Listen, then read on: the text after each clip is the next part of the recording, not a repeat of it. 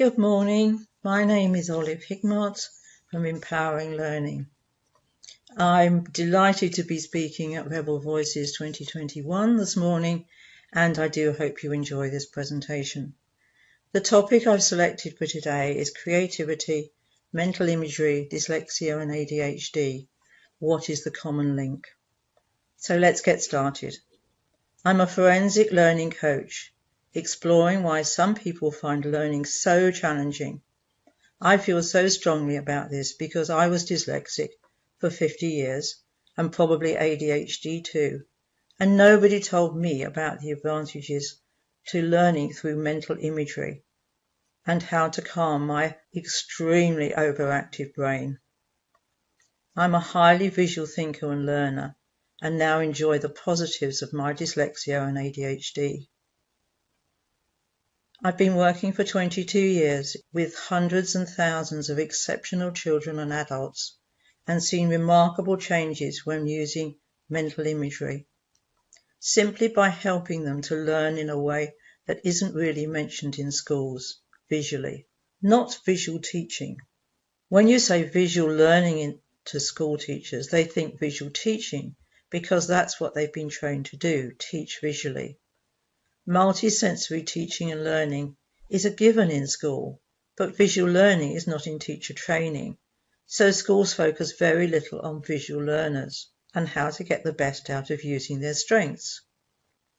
This is a brief introduction to using mental imagery for literacy and a little bit about ADHD. You can go on to use mental imagery for maths, foreign languages, all sorts of sports, and so much more. So how many dyslexics do you know who are highly creative and imaginative, great problem solvers, designers, draftsmen, architects, got good intuition and inventors, software engineers, entrepreneurs, artists who can paint from memory or just from their imagination and can step back and see the bigger picture? I could go on with a list like this forever. There's dressmaking, there's gardening, there's memory skills.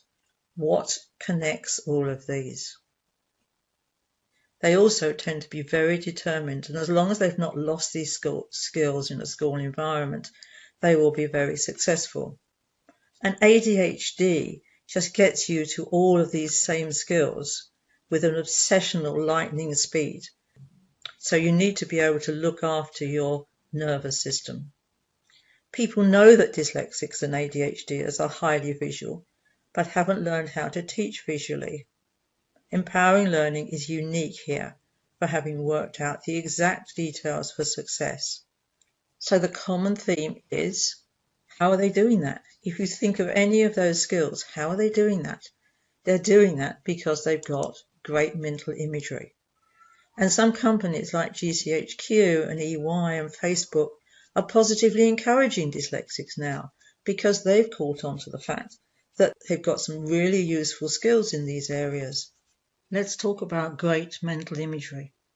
Some people call this their superpowers, but I don't like the expression superpowers because that really implies that these skills are not available to others. At 6 weeks old, we can recognize our parents. How do we do that? That's because we've got a mental image in our brain of what our parents look like. And if one of your parents wears a pink curly wig that isn't normal, they will probably start to cry. A great example of visual pattern matching at such a young age.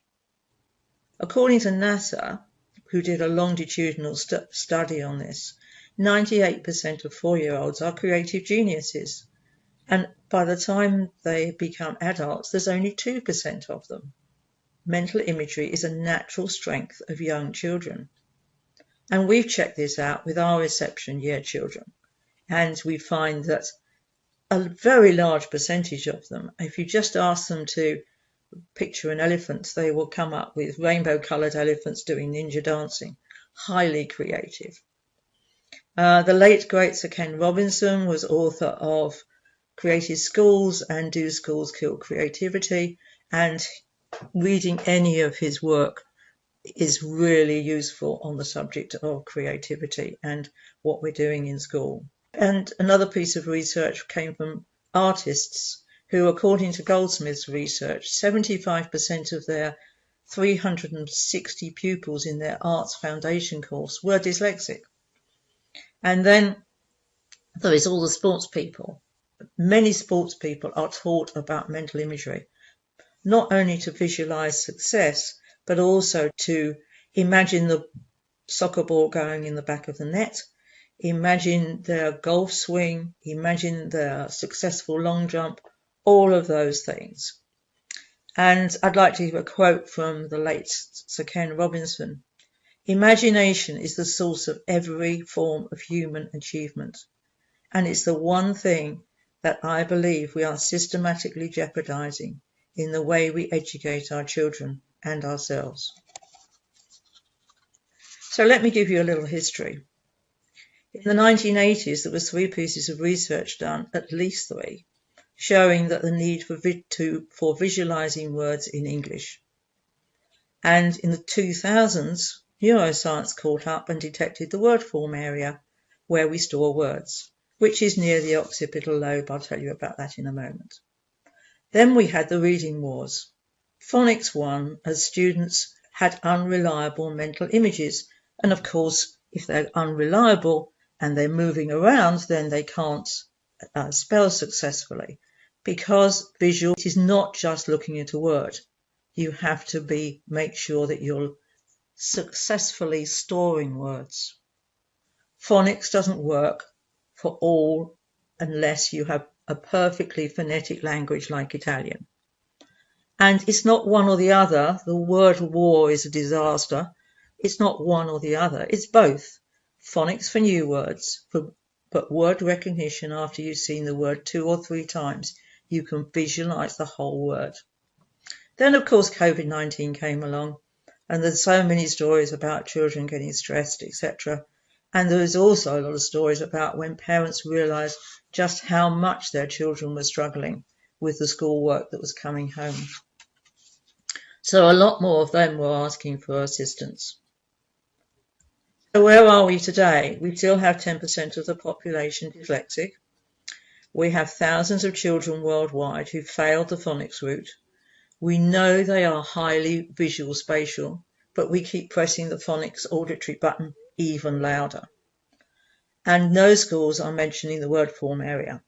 And I've explained the word form area to 4-year-olds. They're quite capable of understanding it, which is vital for fluent reading and spelling. These students are exhausted, often traumatized by the age of 10, which may continue throughout their lives, and they have no learning strategy that matches their natural visual strengths.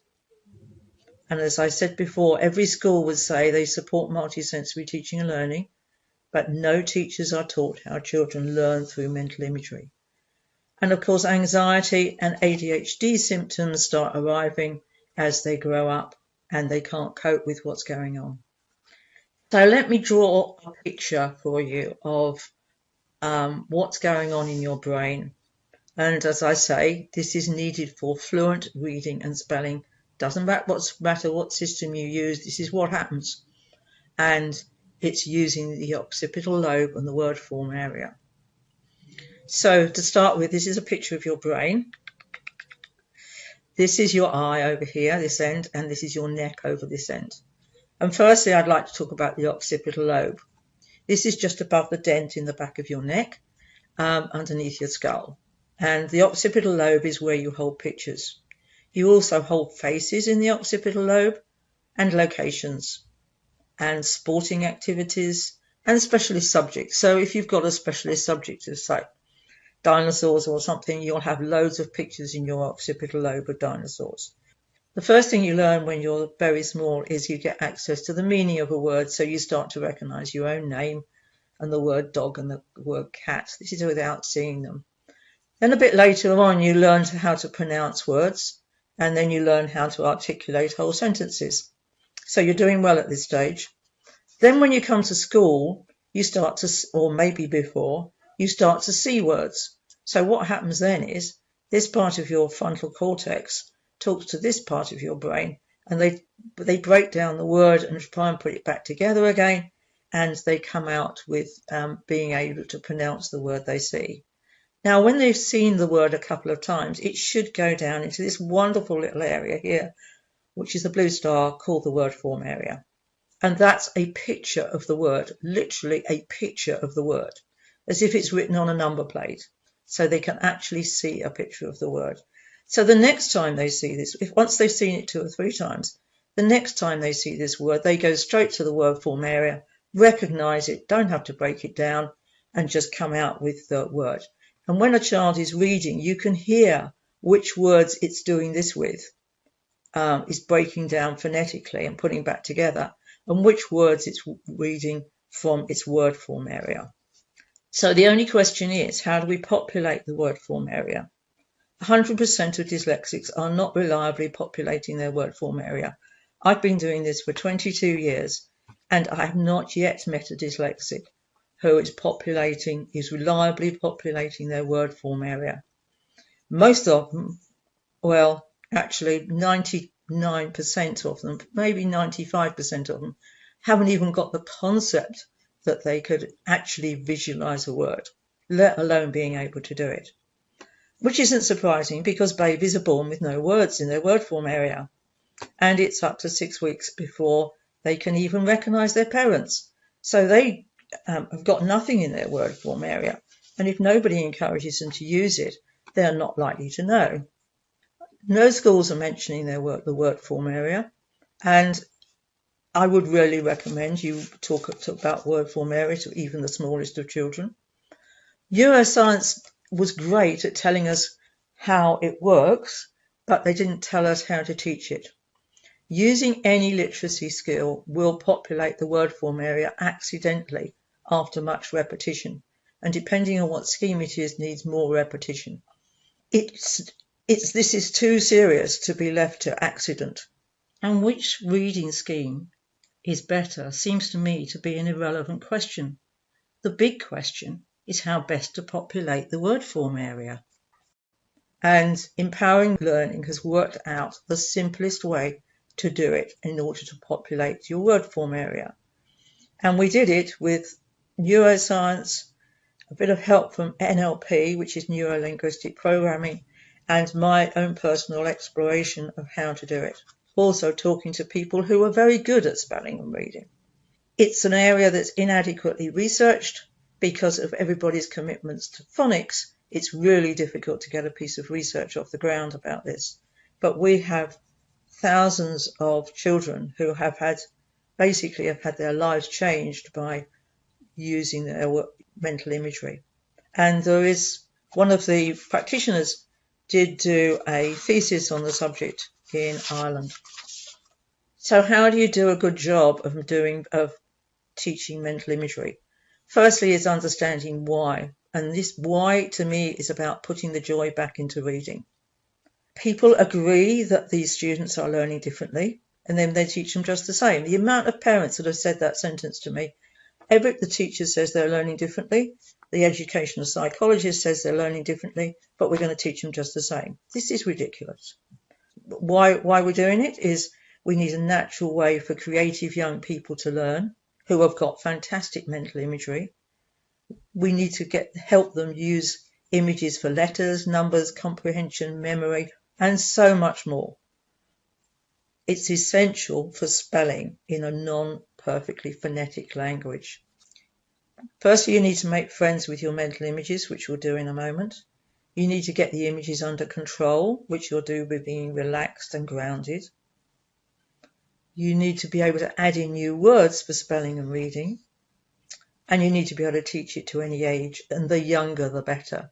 In my experience, we could easily teach this in parallel with phonics in reception class in the UK, which is the 4 to 5 year olds. I have seen children in reception class with a teacher we have trained to teach both phonics and mental imagery simultaneously. Everybody gets it. You might not even notice the join unless you know what you're looking for. It looks like a phonics class with subtle differences.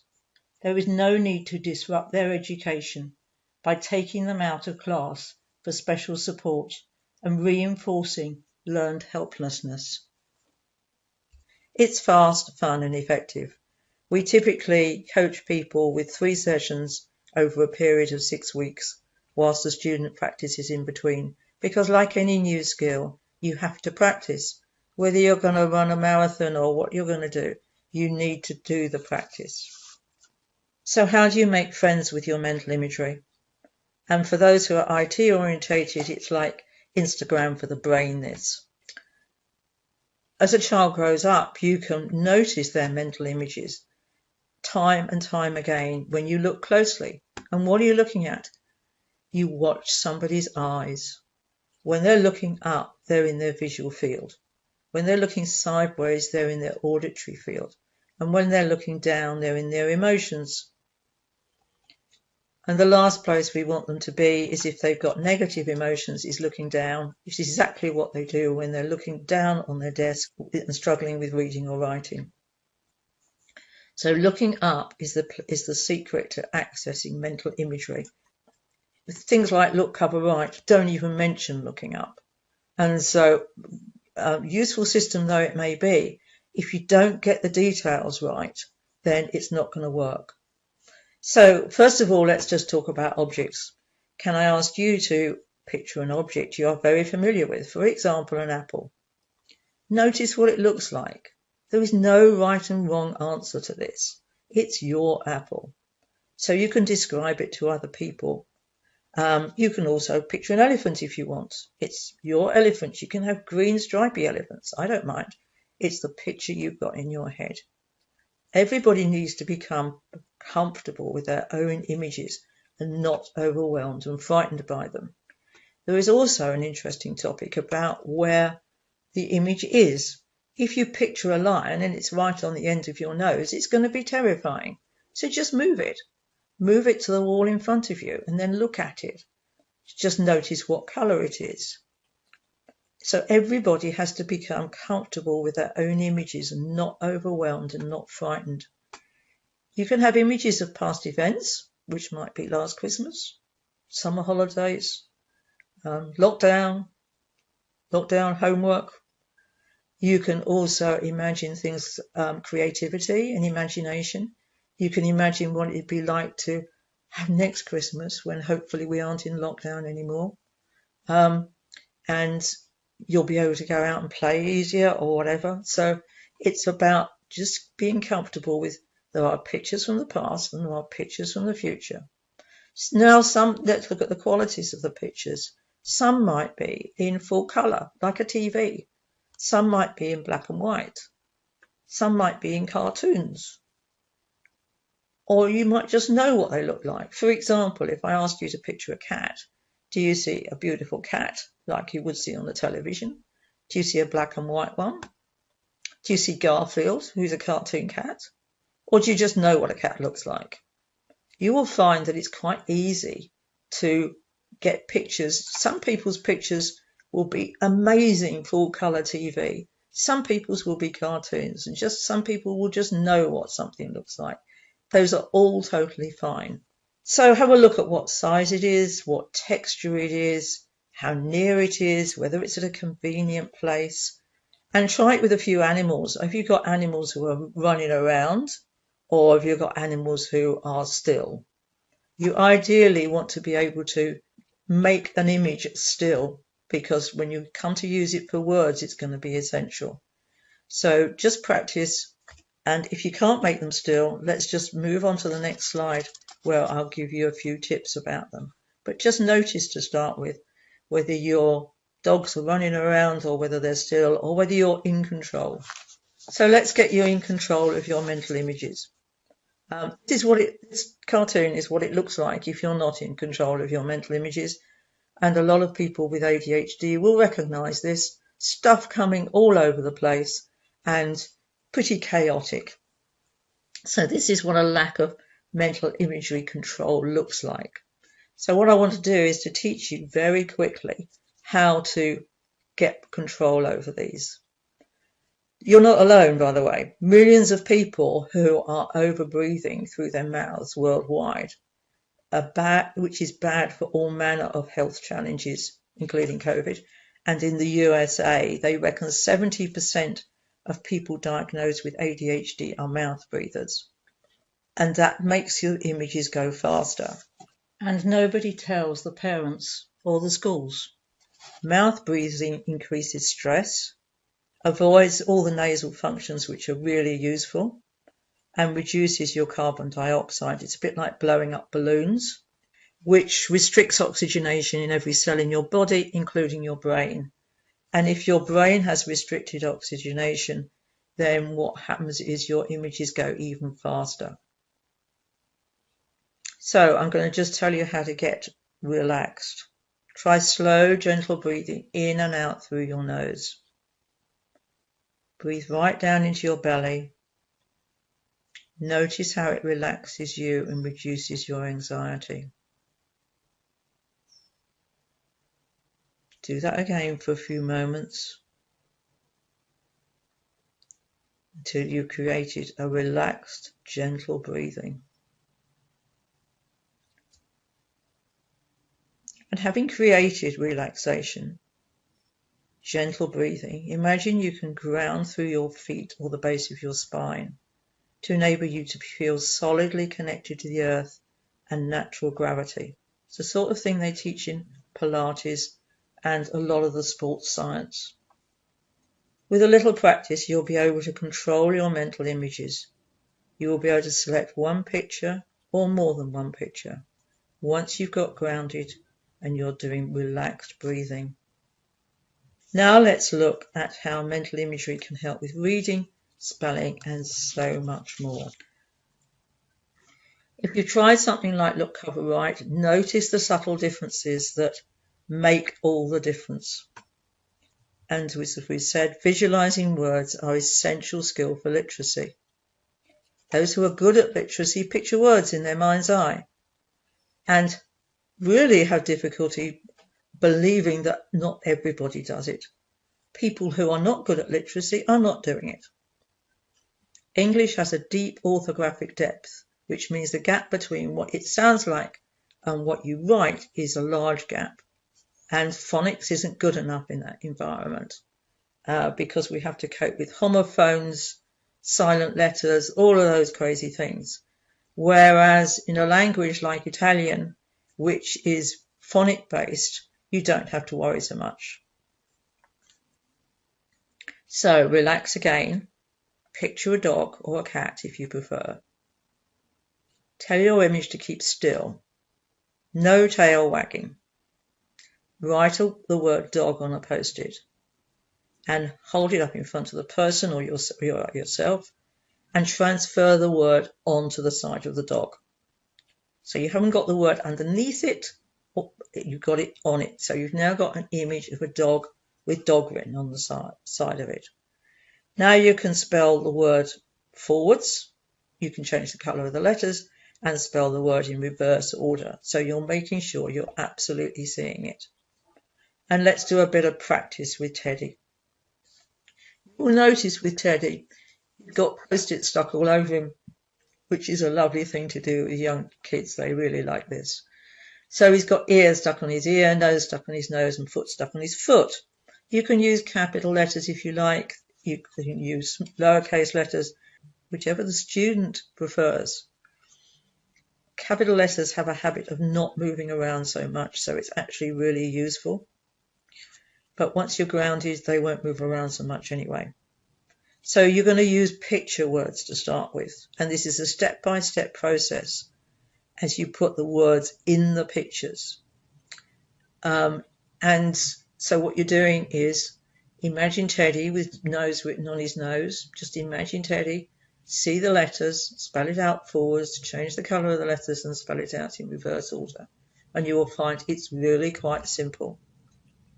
You can practice with longer and longer words, always going for building on success, and hence confidence grows. Everyone can do it. Then copy down the word from your mental images to paper without looking at the paper. Another useful skill. If you don't look at the paper when you're writing, you can get really good handwriting very quickly. And also, you'll be able to copy down from a board or from anything you want to write much quicker if you're not actually looking at the pen. Picturing words creates word recognition and fluent reading. You only need phonics for new words. So just have fun practicing. Always start with noun words. Once you've got noun words under control up to the length of something like elephant, then you can start on non-noun words. And we've got another trick for non-noun words. So, how can you help? Are you prepared to offer somebody a life belt? I believe it's the child's right to know about the power of visual learning and be helped to learn in a way that works best for their highly visual skills. Multisensory teaching and learning is a given in education, so it's nothing peculiar. Every child is different and schools teach them all the same way. There are thousands of highly talented children who struggle in school with no fault of their own.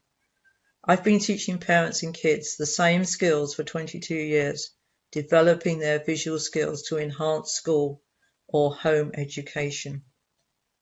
I saw this quote recently and I'd like to give you this one. If you're going to bring about change, you absolutely have to become okay with not being liked. No matter how loving and kind you are, you will never please your way into collective acceptance. You could be a whole ray of sunshine and people will hate you because they're used to rain. Be okay with shining regardless. How this will be changed is by example. The minute you see a child who has learnt to visualize words and they're finding it easy, within a few minutes, they can't stop grinning. They're beaming about how this is going to change their life. And they won't lose all the other great dyslexic skills. There is two expressions that come out. One is, this makes so much sense. And the other is, oh, I can do that. I didn't know that's what I was meant to be doing. So please start with 4-year-olds. Learn how to teach mental imagery, which we can teach you in a very short course, and add in some videos or tuition of how to move on to word recognition. And what will happen is reading will accelerate, spelling and handwriting will improve, concentration and self-confidence will increase, anxiety will reduce, comprehension and memory skills will increase, creativity will improve, mental arithmetic will improve, and so much more. And the confidence thing was something that one of the teachers recently said to me, Oliver, I had no idea the confidence which would improve in just teaching kids about how to use mental imagery. She said, it's been amazing. We've also developed dozens of simple visual skills that you can quickly learn and pass on. For example, things like the position of the book, so it's in their visual field, handwriting, comprehension, times tables, stopping people reversing letters, which you can do if they're grounded and relaxed, reading to the cat, it's a great one, which is to avoid performance anxiety of reading to an adult, stopping people looking down to put them into their negative emotions, how to deal with homophones, how to deal with silent letters, how to deal with words that haven't got any pictures. It's all very simple, and it's very simple skills to learn, and we are very happy to teach you. On the subject of teaching you, if you go to my website, empoweringlearning.co.uk, you'll find resources, training courses. The first training course you have to do is called Jumpstarting Literacy and Numeracy. And if all you're interested in is literacy and numeracy, then that's all you need to do. And the course is in 7 modules, and it's got a very reasonable price because I reduced it dramatically during lockdown so that parents could afford to do it as well. And there's a study guide there for literacy and numeracy that you will get with the training as well. On YouTube, there is lots of mini videos because during lockdown, I decided the best way to help struggling parents was to put out a lot of YouTubes. And so there's lots of short YouTubes. Some of them are only 3 minutes long about success stories, and some of them are like half an hour long about how to do this. And there is my blog at olivehickmott.co.uk. And you can also contact me on Facebook, LinkedIn, or Twitter. I really would recommend the training courses because we have seen such radical change once teachers understand about mental imagery. It's effectively CPD training for teachers.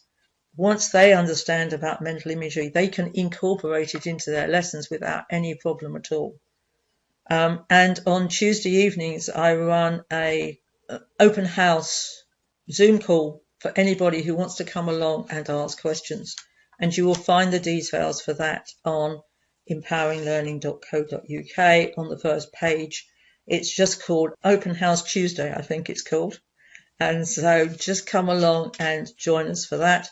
And you can just bring along your questions, anything that you want to learn about. So thank you for that.